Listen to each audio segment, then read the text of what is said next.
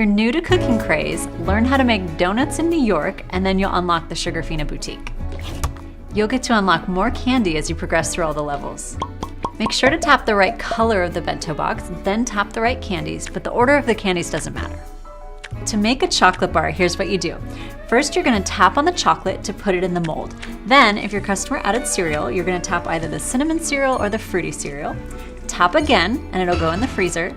And then once it's frozen and ready, you'll tap again and it'll go to the customer or it'll go on the plate. The delicious pink milkshakes automatically fill, but don't forget to add your toppings before you serve it to your customer.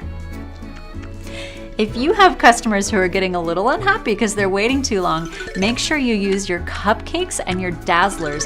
That'll buy you a little extra time and keep your customers happy.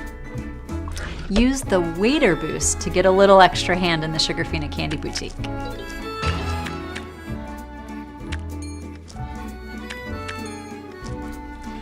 Need a little boost? Try the Price Doubler or the Instacook. The Price Doubler is my favorite because you basically get twice the points for everything you do. So if you make a mistake, like if you put the wrong candies in the box or if your chocolate bar is about to get over frozen, don't worry. Just double tap the item, it'll go in the trash, and you can start fresh. If you're already finished with the Sugarfina Candy Boutique, don't worry, you can still play more. Look for the pink extra shifts on the map and then you can play again.